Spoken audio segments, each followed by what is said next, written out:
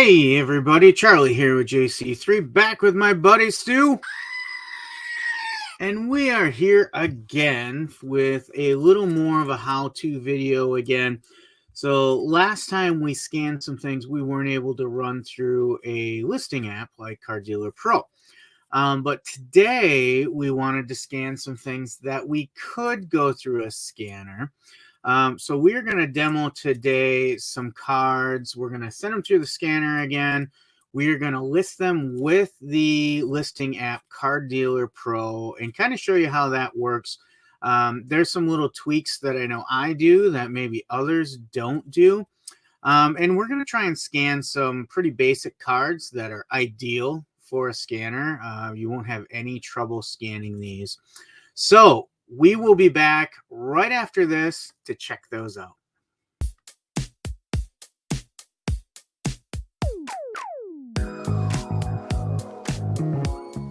Welcome back, folks. Thanks for being with us today at JC3 Cards and Collectibles.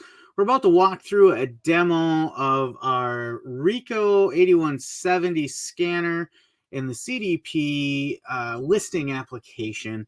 We're going to do this today with a set of 1976 SSPC Baseball. You may have seen my video walking through the Vintage Explorer, walked through these in detail not very long ago. We're listing some of those cards now. So what I've got today is I've got 10 of these cards, and they're ideal for a scanner because you can see these are classic, clean baseball cards, no holographic effects, no refractors, basic white on the back. Like, that is a sweet spot for a scanner. There's no problems with the images when those come up. So what we're going to do is we're going to feed these through the scanner. I'm going to show you how they come into the scanner paper stream capture. And then we're going to load them into CDP to actually begin the matching and listing process. So I'm going to go ahead and expand my screen here. Let's see. All right. So now you can see me. You can see the scanner. And you can see the paper stream capture app. Actually, let me change this up a little bit. I want to bring this in and this in, and let's see if I can get you just those two. I want to get you this one in there. And then I want to add the scanner. I'll tell you what, here's what I can do. All right, some technical difficulties. We lost the audio as I tried to arrange the screens for you. Apparently the best laid plans don't always work. But we're getting the scanner ready for you. We're going to get the scanner and Car Dealer Pro up on the screen for you at the same time. And we're getting ready to load in our cards into the scanner for this demo.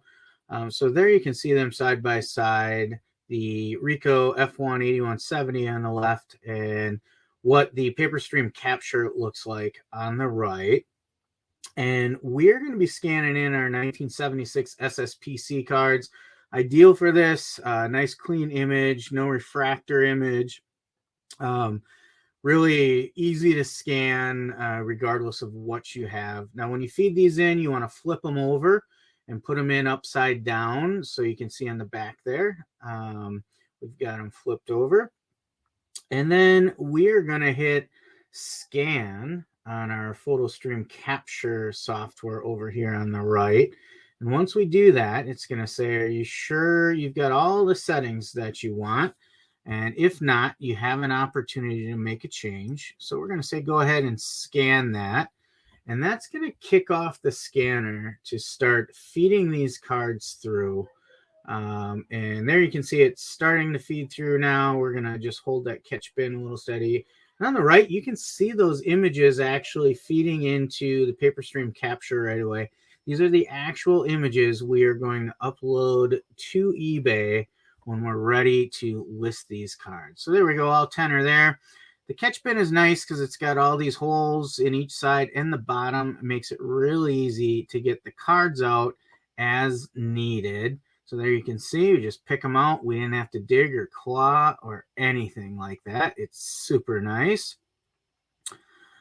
So then we're going to go to our PaperStream capture software and do a final review of the images.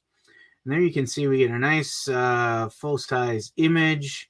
I like to go through the front images and just kind of scroll down the page, make sure everything's looking well on those. And so far it does. Don't see any major issues.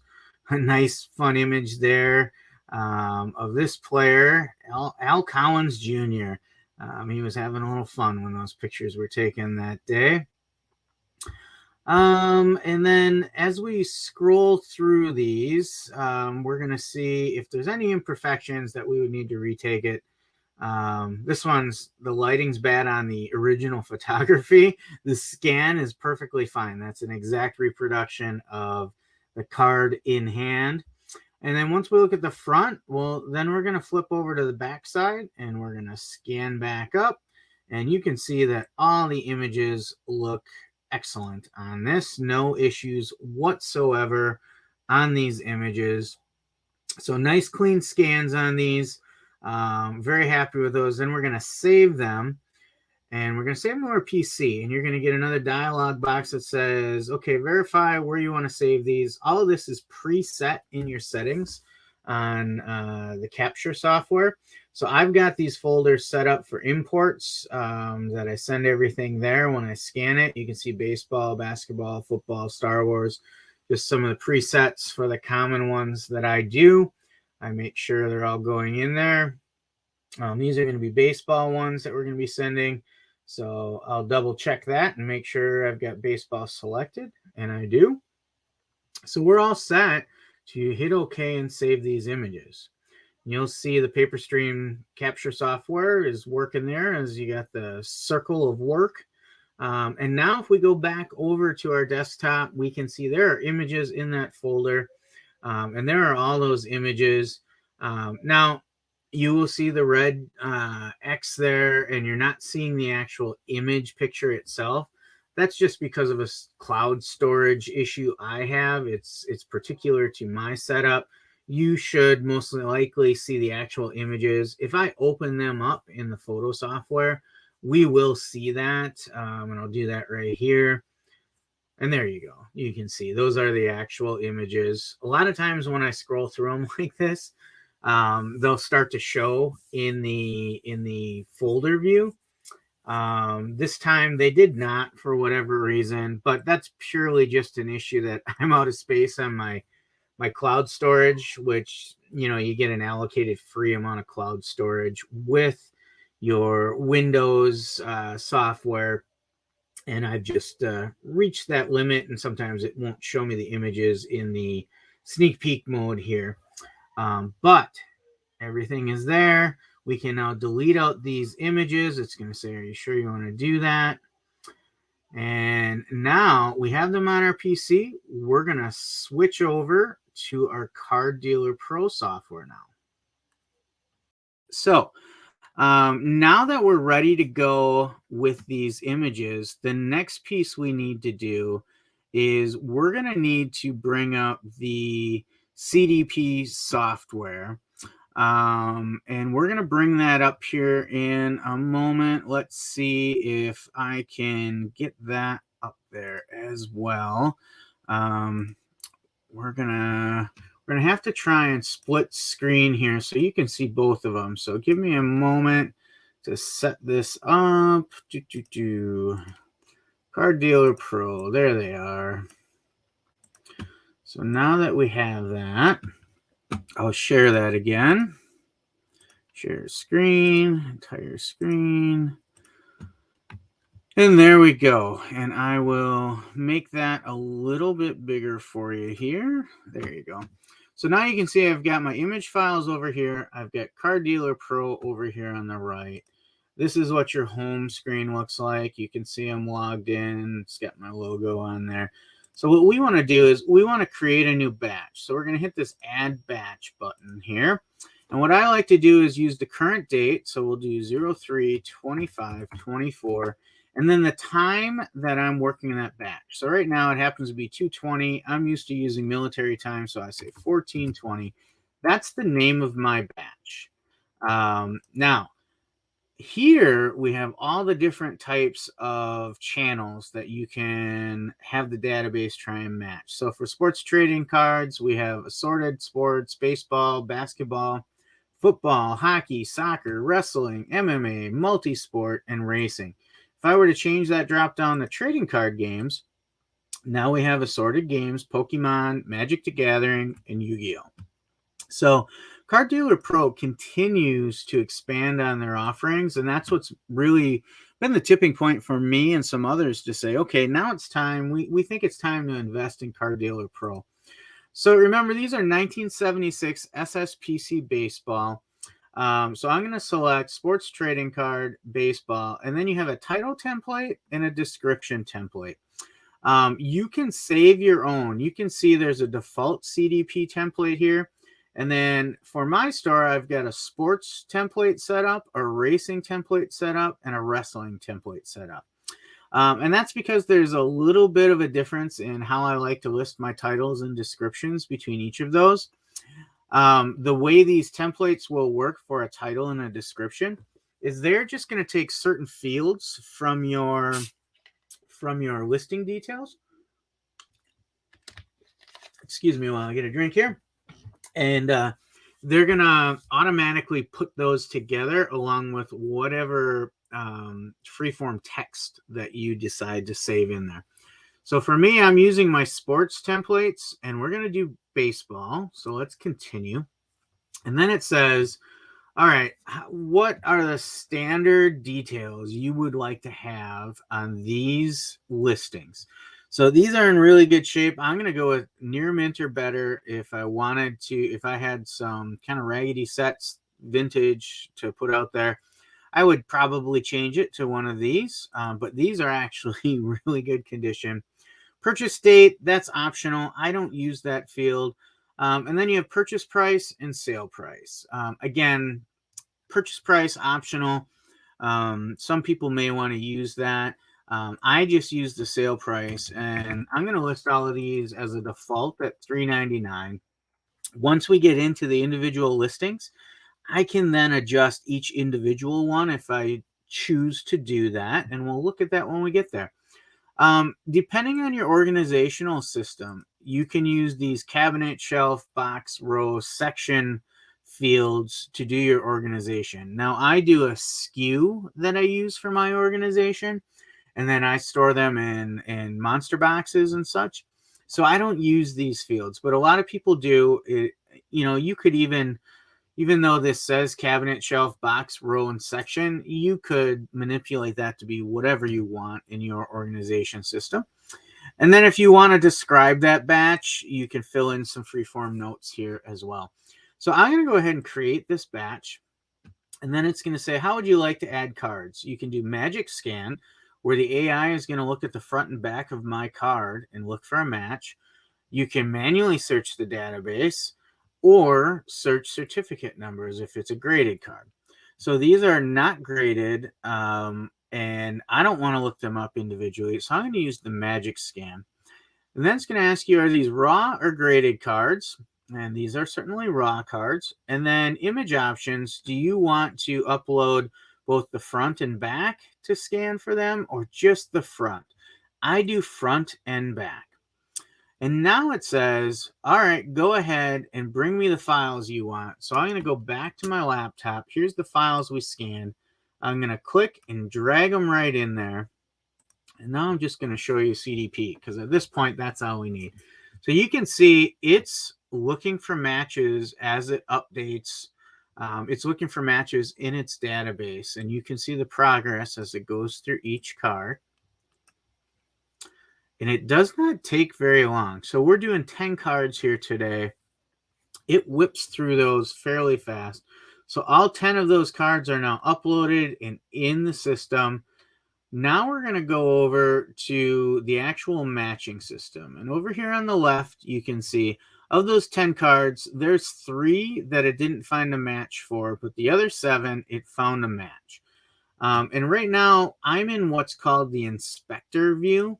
You can see up here next to export cards. The inspector gives you a one-by-one card view. The overview gives you everything you're doing at once.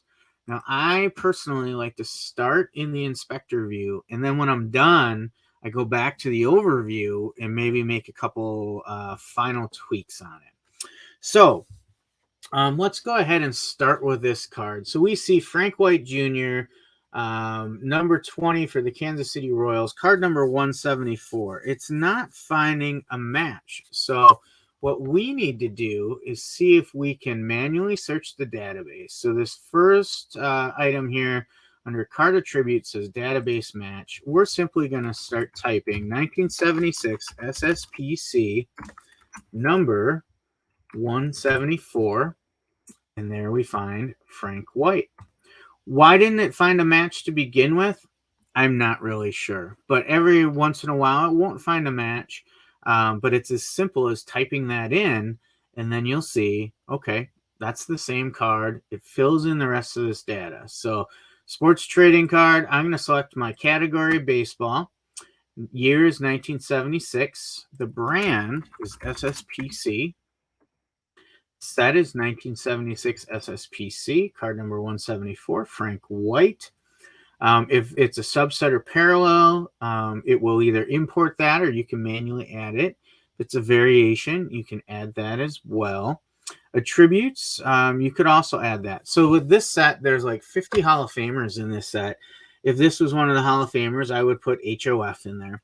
If it's a rookie, typically it'll import that for you. If it doesn't for some reason, I would add the RC or just the full word rookie.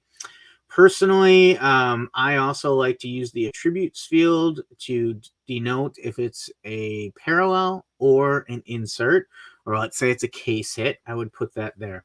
One of the things to know is that the variation and subset parallel fields will add to the title. So if I put test here, now you can see in the title it added SSPC test.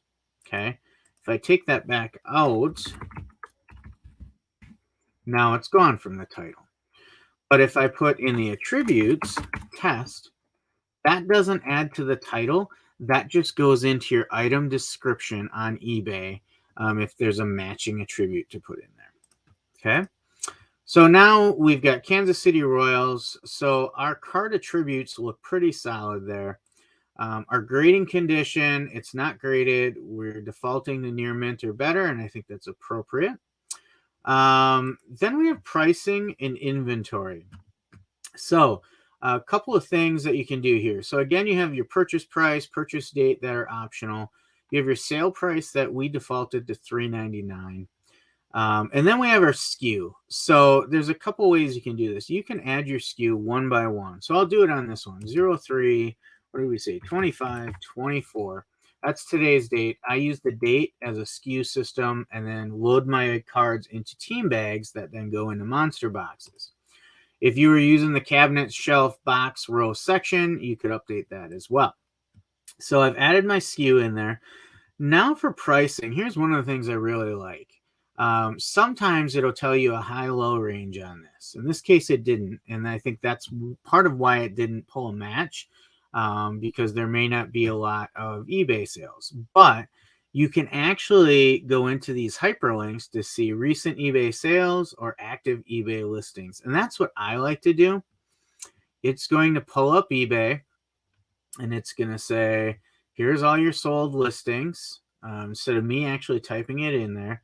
So you can see there's a lot of pick your cards in here. Oh, here's one. Here's one that is specific to a Frank White sale. One sold for $1.75 on January 22nd. So I typically list a little higher, knowing that I may get to promoted fees. I may find a buyer that wants to negotiate quite a bit. So I'm going to leave that at $3.99 because it's a vintage card, because it's in great shape. I feel good about $3.99. And if I have to negotiate with someone, I may accept $2 or $1.75 like that sale back in January. But $3.99 is kind of my default floor for vintage cards that are in great shape. So I'm going to leave it at $3.99. If I wanted to change it, I would just click in there and I can type over it. And then the last thing you can check on is your title and your description. So your title pulls fields from your card attributes. So you can see 1976 SSPC number 174 Frank White, Kansas City Royals. You can override some of those with this custom title.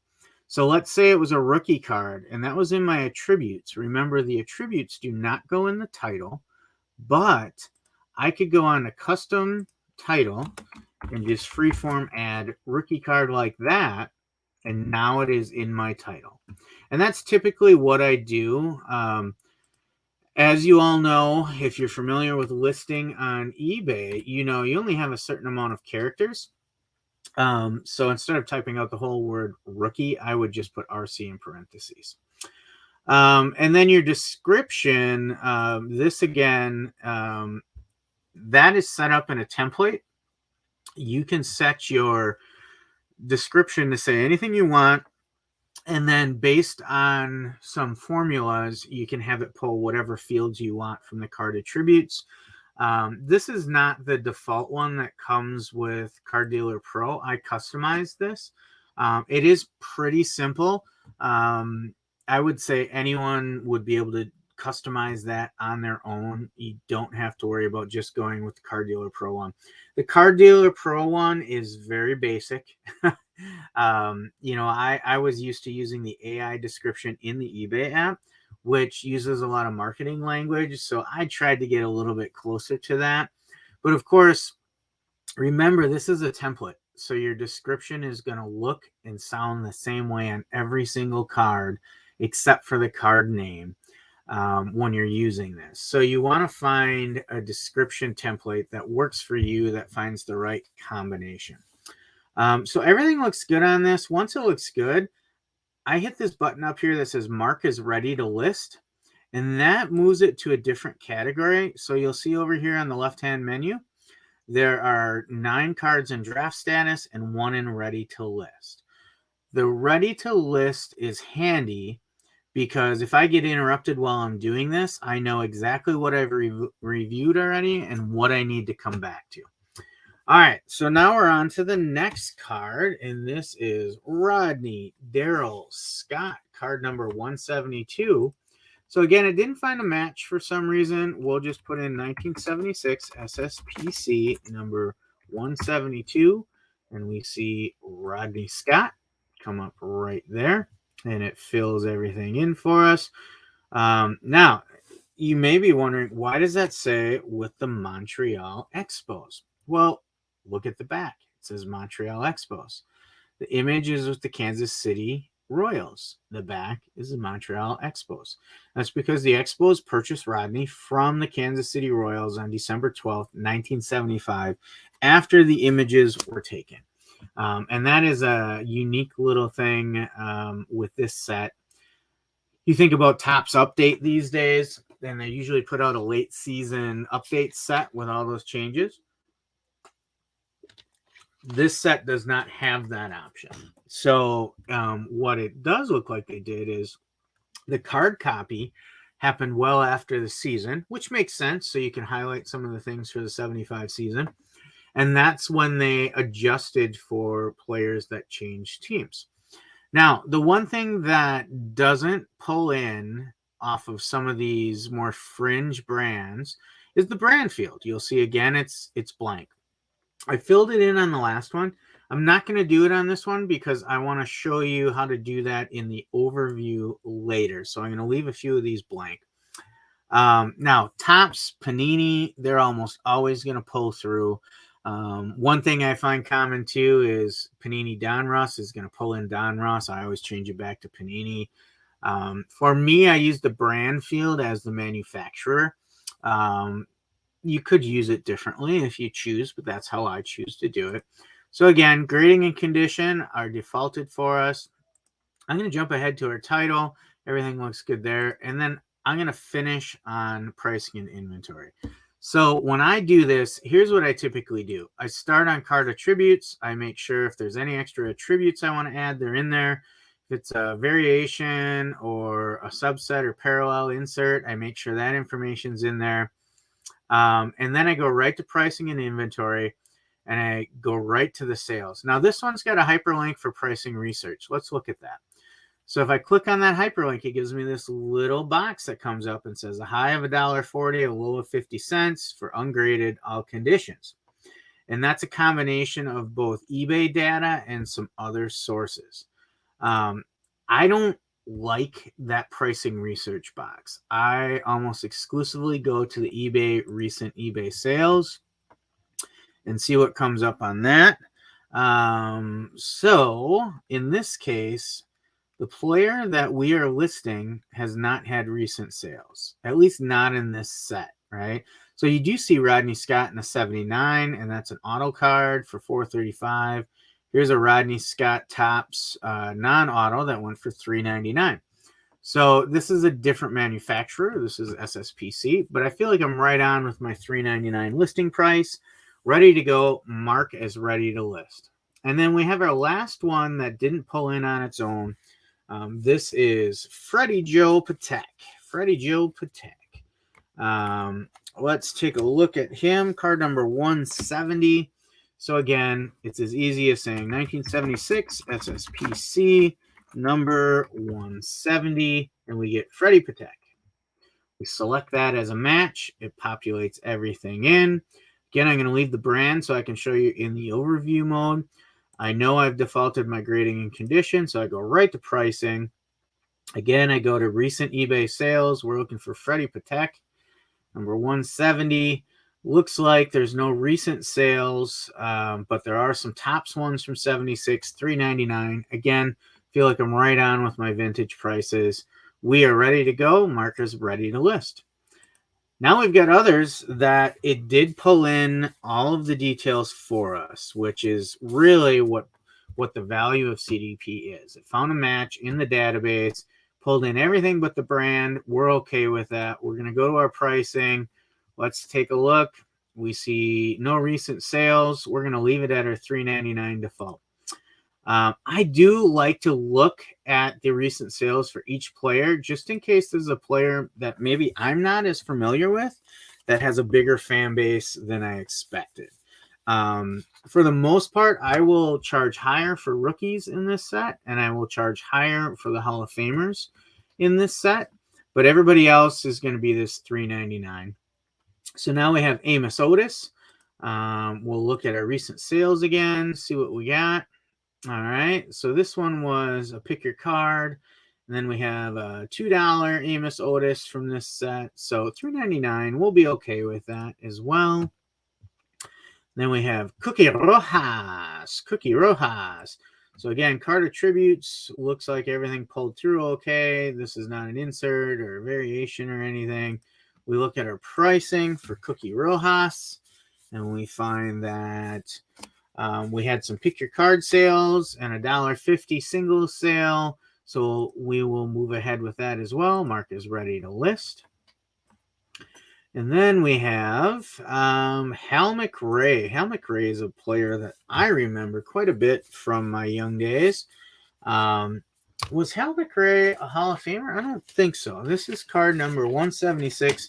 I've got my checklist that I'm going to reference. Hal McRae did not make it into the Hall of Fame, at least not yet. He's also not on the rookie list that year. He's not in the league leaders. He's not in the retiring list. So just one of his base cards, essentially. Let's look at his pricing and inventory. Any recent sales for Hal McRae? None from this set. We had one, a little over $2 for the top set in 76. So we'll keep that at $399 as well. Then we have Jim Wolford. Jim Wolford, or as I like to refer to him, Kerry Von Erich. We'll look at his sales. We know everything pulled through. No recent sales. We will leave it at $399, ready to list. Then we have Tony Salida. Not familiar with him. Let's see if he's got any recent sales. We do have some for Topps, so $399 again. pretty standard for your everyday vintage players. I think that $3.99 price point when cards are in good shape. Veda Pinson coming up next. Veda Pinson. Let's see what we got for sales on Veda. $1.49 from this set. So we'll probably end up negotiating with someone on this one, or they'll buy it in a bulk buy, something like that. Just looking through. There's Amos Otis. Okay. So 1, 2, 3, 4, 5, 6, 7, 8, 9, 10, 10. Okay. So all of our cards are matched now. And then I mentioned I'd like to go through this overview view. So now it's almost like a spreadsheet view. And you can see that everything we matched is in there. And all these fields are still editable. So I like to look through them. Okay, we've got our prices, we've got our images in there. The category is baseball for all, 1976 for the year. Now the brand, we didn't fill all of them in. So what you can do is click on the top of that column, and it's going to say, hey, do you want to add a brand in? I certainly do. I'm going to put SSPC, and then you can fill selected. It's going to refresh and fill it in on all of them, which is really... That's why I always advocate pre-sorting your cards you're going to list, because I think it pays off in the time management at the end. We've got all our card numbers. We know that they are all base cards. We don't have to do anything with that. We don't have to do anything with the tributes. These were mostly Kansas City Royals that were in those 10 cards, except for the one trade to Montreal. They're not graded. Now we have our SKU. Same thing. We can put our SKU in on everything. So I already have one in there. I'm going to clear that first. And then you have this option to set all SKUs to the same value. 0, 3, 25, 24. Fill selected. There you go. So now it filled all those in for me. And our descriptions are in there. At this point, we are ready to export to eBay. Now, I'm going to back up for a second, and here you see the batch in open status. These are the cards we have ready to list. Before you can import, you need to put together your connections here in your options. So if I go to my connections, you can see I've connected my eBay account, and if I go into the channel settings, that's where... you kind of get some how-tos in there, but your templates, this is where I decide what are all the eBay defaults I want on everything. Okay, so I've already got my baseball store category in there. I've got my listing type in there, the category of sales. I've got some auto decision-making stuff in there. My money back within 30 days, free shipping, all of that goes into this template. So that's where you set that up. And then you can even see your export history. I've never actually pulled this up. Okay, so you can see batches of a lot of different sizes here. I did some videos this week, so there were some smaller batches as well. And sometimes, even if I have one or two, I'll take a picture on my phone and transfer it into here as well. It saves some time for me. So back to our batches. So now we can either go into our batch by clicking on it, or these 3 dots over here. When we're done, we would change it to close, or we can remove that. But we're going to go back into there, and then we're going to hit this big green. It's a little bit hidden by the duck up there. Sorry, StreamYard. But there's export cards, and it's going to say, do you want to export it to eBay, Shopify, or both? I don't use Shopify, so you can see that I just have eBay selected. You can go to manage your connections, which is a screen we just came from, or export all data. Here you also have 2 options here: export ready to list cards or export all cards. So if you didn't kind of mess with sorting between ready to list and drafts, you could still export all of them. So I just do export ready to list because all 10 of those are in ready to list. And it says, okay, take a last look before we do this. You want it in your eBay listing template. You can make last minute edits if you want. and then download eBay CSV. And boom, my download happened. I can see it in my download list. So then I return to batch, go back to my batch menu. And now that I have that in my downloads, now I just go to my download files, which here we go. And you can see that CSV file that it downloaded. There are some additional tweaks I like to do from the download file itself. So I'm going to double click on that and open it. There we go. And I'll make that a little bit bigger. I'm going to resize so you can see everything. So this is what the export does. It puts it into a CSV file that you're then going to upload into eBay. And we'll do that in just a moment. But first, I like to go through these and I further customize a few things. Now, my personal preference is columns that I don't want to change. I just select them and hide them so that I don't have to scroll back and forth all the time. I leave the title, subtitle, relationship, condition, and graded. That's all good. Sports good. Player athlete, that's all good this time. Player variety, manufacturer is all filled in. Seasons filled in. Features are good. Now, what I could do with features is I could say base set. I could put base set on those. And I do that sometimes. I used to do it more often. Now I've kind of gone away from that and just put it in if it's an insert or a parallel. But you saw how easy it was for me to just put base set on all of these. I put it in one, double clicked on the corner to copy it down. Works like a standard Excel sheet. So our set is correct, 1976 SSPC. We're not graded. Our league is MLB. We don't have a grader. We've got our teams. They're not autoed. Condition is good. Card name, card number, sports trading card. We're not autographed, so I don't need any of that.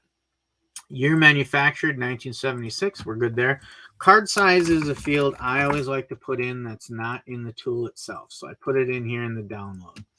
Reason I kind of always put card size is because I also deal in a lot of minis. So for me, card size matters. So I put it in there. A lot of people wouldn't fill that field in, but that's one I do. Don't care about any autograph stuff. Now we get to vintage and original or reprint. Well, these are vintage cards. 1976 qualifies as vintage, and they are original. So I'm going to go ahead and put that in. I can select both those cells and autofill down. They're good to go.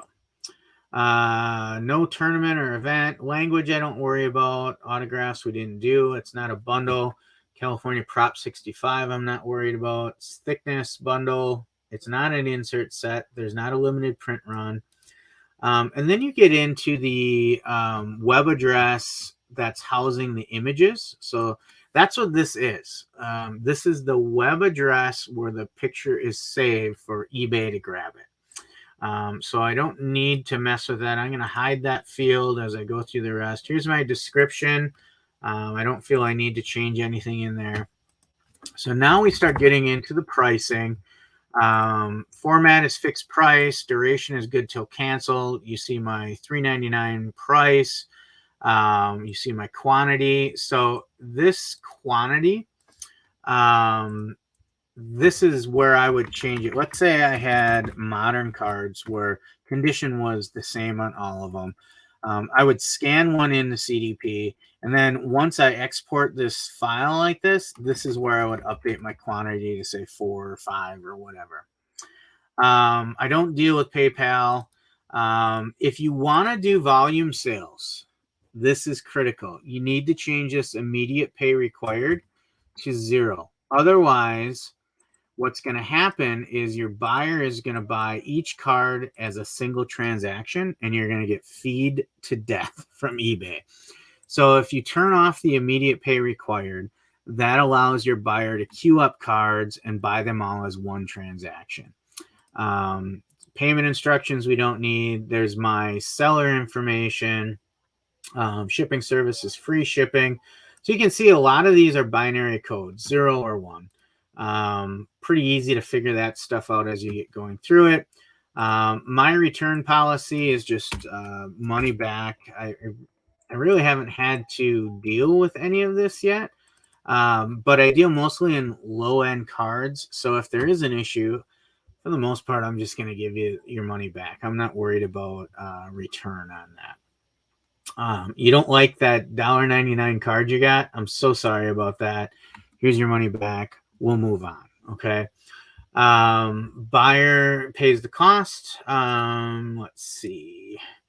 And then we've got some best offer fields and best offer minimum. And so those are some rules I set up.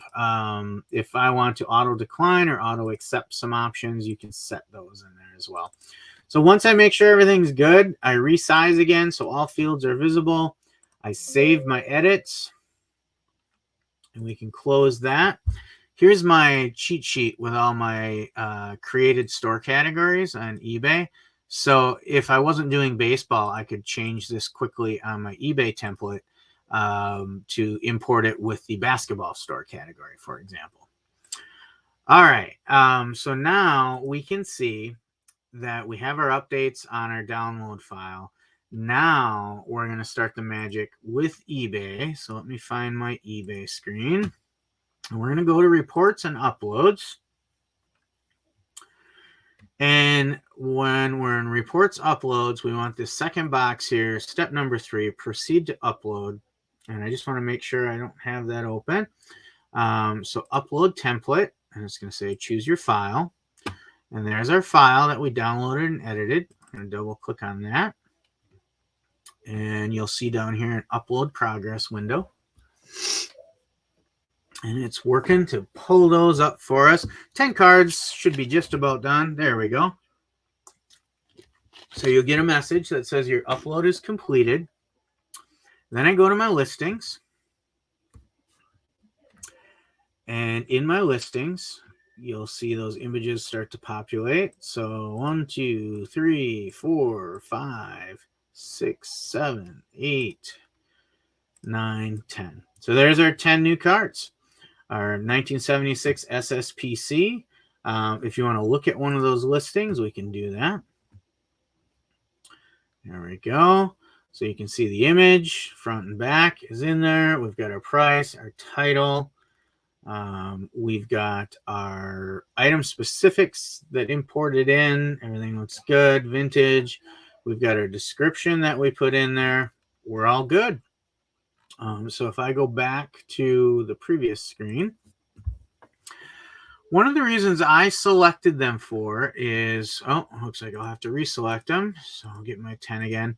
The other thing that is a personal preference of mine, and I know a lot of others do not do this, so it is not required. I'm just sharing it with you as one of my preferences. But I want the package detail to be updated. So I've got my 10 new cards I uploaded. I'm going to edit those selected. And it's going to say, okay, what do you want to edit? I want to bulk edit my delivery information for package details. I want to change my weight on all of them to 1 ounce. And as singles, these are going to ship in a number 6 envelope. So I'm going to change it to 7 by 4 by 1. It's really 6 1/4, but you always round up, right? And hit apply. And submit. And you can see it's no cost to edit all those.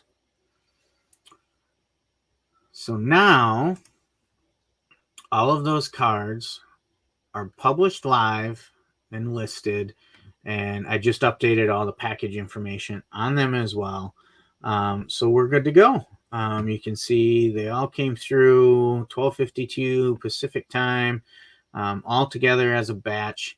And that's all there is to it. It's as easy as that. It really does save some time for you. I'm a big fan. It took me a while to warm up to this. Well, really, it's an additional cost for your business, right? Car Dealer Pro has a subscription amount. I get 1,100 scans a month. I think it's I can't even remember what it is right now. Maybe $15, something like that. And then of course I have my eBay store. So I've got I've got $55-$60 worth of costs every month into my business for technology.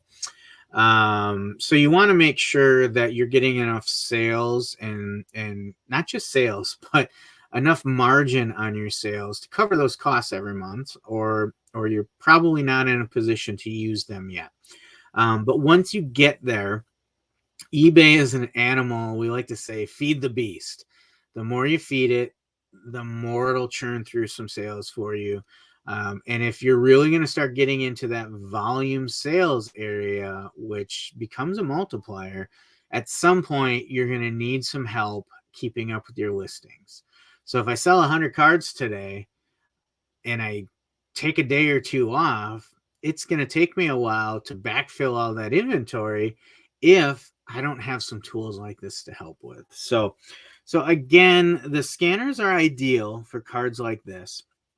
The more I experiment with it, so for example, I have some 2024 Topps insert series of the MLB here, or stars of the MLB. These are paper cards, but they have a little bit of hollow foil on them. Those are things that I have to experiment with a little bit with the scanner. Chrome is tough. I've got some recommendations on settings I need to try yet to see if I can scan some Chrome stuff. But cards like this, it just depends on how much you need that holographic image. Like if I just scan this with the base image and you don't know that that's got a little bit of holographic, will it matter? Probably not too much, because that's a pretty artistic background to begin with. You'll see the splashes of color. You just won't see the changes, right? But some cards, that's a key selling point. So there again, I fall back to the pre-sorts and how I decide what I'm going to scan. I sort through a batch of cards that I want to get listed, and I'll sort them by sets so I have like things together. It makes it easier to power through them. But then I also divide them into piles of scannable and not scannable. The not scannable, I do it the old-fashioned way on my phone yet. If I can scan them, I send them through the scanner. So that's it for today. I hope you enjoyed that. Stu and I are always looking to help out. Stu likes to supervise. He doesn't do a whole lot of the work, but if you have any questions, put them in the comments. If you'd like to see some examples of some other things, let me know that as well. Just pop them in the comments there. If you like these how-to videos, make sure you smash that like button and let me know that you'd like to see more content like this. If you're new to our channel, hit that subscribe button. You'll get notifications of when we provide new content. But I enjoyed doing this for you today. I hope you get some value out of it. Until next time, peace out.